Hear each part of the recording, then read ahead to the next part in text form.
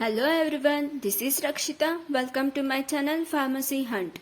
Today I am going to continue my last lecture non-per-oral extravascular route of administration. If you like this video, keep supporting by liking and sharing my videos. And to get more information, do subscribe my channel. In my last video, I discussed about buccal or sublingual route, rectal route and topical route. इस video का link description box में दी हूँ. Let's start the video. First is intramuscular route. इस root में absorption comparatively rapid होता है सभी root से, पर इंट्रावेनस रूट से स्लो होता है. Factors that influence this route are as following. First is vascularity of the injection size. Drugs को डिक्रीजिंग ऑर्डर में इंजेक्ट करते हैं, मतलब decreasing blood flow rate in the body.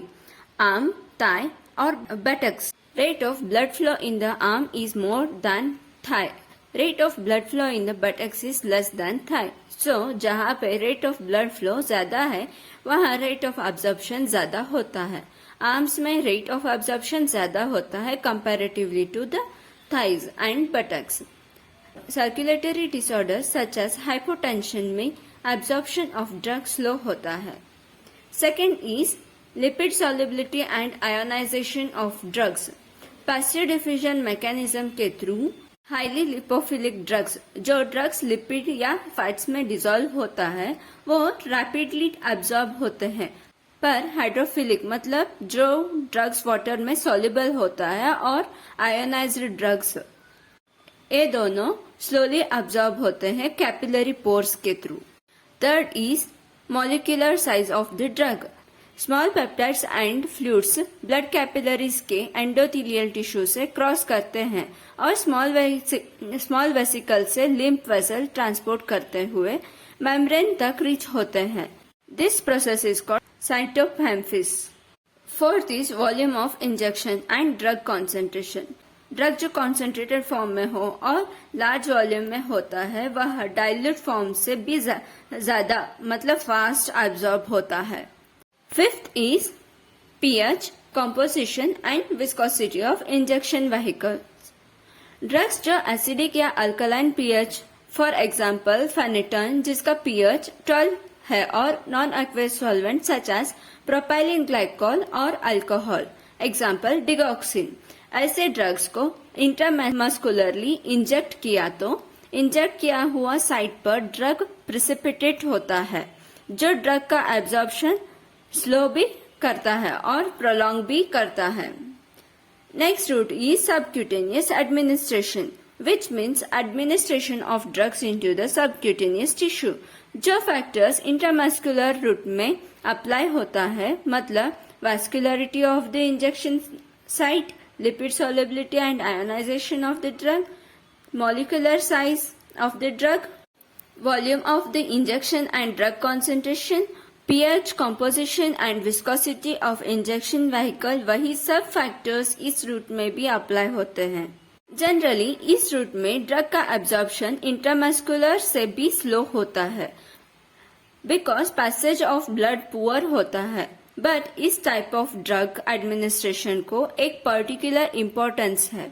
इस रूट का इम्पोर्टेंस है, फर्स्ट इज जब ड्रग को एडमिनिस्ट्रेशन करने के बाद रैपिड रेस्पॉन्स नहीं चाहिए हो. सेकेंड इज जिस ड्रग को ओरली लेने से ड्रग का डिग्रेडेशन होता है, वह इस रूट से दिया जा सकता है. Examples are insulin and sodium heparin. Next route is intranasal route, which means drug को नर्स के थ्रू दिया जाता है. नाउअडेज यह रूट पॉपुलर होता जा रहा है. पैरेंटल रूट के बाद जो रूट रैपिडली एब्जॉर्ब होता है, वह है इंट्रानेसल रूट, बिकॉज इसका वास्कुलरिटी ज्यादा है और हाईली परमिएबल भी होता है. यह route local symptoms like nasal congestion, rhinitis को ट्रीट करने के लिए यूज करते हैं. नेसल म्यूकोसा के थ्रू ड्रग को ट्रांसपोर्ट करने के लिए दो मैकेनिज्म हैं. They are a faster rate that is dependent upon drug lipophilicity, मतलब ड्रग के लिपोफिलिसिटी पर ड्रग का फास्टर एब्जॉर्प्शन रेट डिपेंड करता है. और second is a slower rate which is dependent upon drug molecular weight, which means drug के molecular weight पर drug का स्लोअर एब्जॉर्प्शन रेट डिपेंड करता है। In case of lipophilic drugs diffusion से rapid absorption होता और 400 डाल्टन्स तक drug को एब्जॉर्ब करता है। ड्रग्स जिसका molecular weight of about 6000 Dalton होता है, उनका बायो अवेलेबिलिटी दिखाने के लिए permeability enhancers such as surfactant को यूज करते हैं। फैक्टर्स जो नासल एडमिनिस्ट्रेशन को इन्फ्लुएंस करता है वो है पीएच ऑफ नासल सेक्रेशंस जो 5.5 to 6.5 हो और it's viscosity and pathological conditions such as common cold and rhinitis. Next is intraocular route, which means drug को आइस में एडमिनिस्टर करना। क्यों देते हैं ड्रग्स को आइस के थ्रू और कैसे देते हैं? लोकल इफेक्ट शो करने के लिए ड्रग को आइस में एडमिनिस्टर करते हैं, जैसे कि माइड्रेसिस एंड मियोसिस।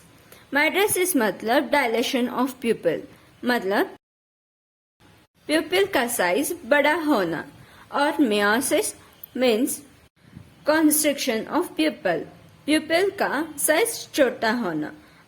इस रूट को एनेस्थीसिया देने के लिए भी यूज करते हैं। कोई भी इन्फेक्शन या ग्लाइकोमा को ट्रीट करने के लिए यूज करते हैं। ग्लाइकोमा मीन्स कंडीशन जिसमें आई बॉल पर इंक्रीज्ड प्रेशर होने के कारण ग्रेजुअली आई साइट को खोना। ऑप्थेल्मिक सॉल्यूशन को प्रिपेयर करने के लिए ड्रग का स्टेराइल एक्वस सॉल्यूशन के फॉर्म में यूज करते हैं और कंजक्टिवल कुल्डे सैक में एडमिनिस्टर किया जाता है। इस रूट में ड्रग को अंदर जाने के लिए cornea as a barrier use होता है, जो both hydrophilic and lipophilic characters को पोसेस करता है। मतलब जो ड्रग वाटर सोल्यूबल भी हो और लिपिड या फैट सोल्यूबल भी हो, दोनों टाइप्स को एब्जॉर्ब करता है। ड्रग्स जो इस रूट से देते हैं वो बाइफेजिक सॉल्युबिलिटी होना चाहिए। Weak electrolytes such as pilocarpine को एब्जॉर्ब करने के लिए लैक्रिमल फ्लूइड का पीएच इन्फ्लुएंस करता है। वही दूसरी तरफ फॉर्मुलेशन का पीएच लैक्रिमल फ्लूइड के आउटपुट को भी इन्फ्लुएंस करता है। वो कैसे? अगर पीएच ज्यादा होता है, टीयर फ्लो डिक्रीज होता है और ड्रग का एब्जॉर्प्शन ज्यादा होता है। और अगर ड्रग का पीएच लो हो तो लैक्रिमाइजेशन ज्यादा होता है, मतलब आंखों में आंसू आने लगते हैं। फिर आंसुओं के कारण ड्रग भी वापस आता है। एब्जॉर्प्शन लेस होता है या फिर नहीं भी होता है, या लैक्रिमाइजेशन के कारण रेट ऑफ ब्लिंकिंग भी ज्यादा होता है। Next route is vaginal route. Drugs को इंट्रावेजाइनल रूट में एडमिनिस्टर करते हैं, जो जनरली लोकली एक्ट करते हैं और बैक्टीरियल या फंगल इन्फेक्शंस को ट्रीट करने के लिए यूज होता है और कंसप्शन को प्रिवेंट करने के लिए भी यूज होता है। Nowadays इस रूट को कॉन्ट्रासेप्टिव एंड अदर स्टेरॉइड जैसे यूज करते हैं without the disadvantages of first pass metabolism. इस रूट में ड्रग का एक्शन को कंट्रोल कर सकते हैं और जब चाहे तब ड्रग को टर्मिनेट मतलब निकाल भी सकते हैं। Factors that influence drug absorption in this route are: first is pH of lumen fluid जो 4 to 5 होना चाहिए। Second is vaginal secretion. Third is micro organism जो वजाइनल ल्यूमन में प्रेजेंट होते हैं और ड्रग्स को मेटाबोलाइज करते हैं। नॉन पर ओरल एक्स्ट्रावास्कुलर रूट का एडवांटेजेस है: first is first pass metabolism को अवॉइड करता है, डायरेक्टली सिस्टमिक सर्कुलेशन को रीच होता है। सेकेंड इज ड्रग डिग्रेडेशन, मतलब डाइजेस्टिव जूस में ड्रग डिग्रेडेशन अवॉइड करते हैं और जिस साइट पर एक्शन चाहिए वही रीच होता है और ड्रग का बायो अवेलेबिलिटी भी ज्यादा होता है। Last is rapid action, onset of action ज्यादा होता है। अगर इस टॉपिक पर कोई भी क्वेश्चंस या डाउट्स हो आप कमेंट सेक्शन में पूछ सकते हैं। Thank you.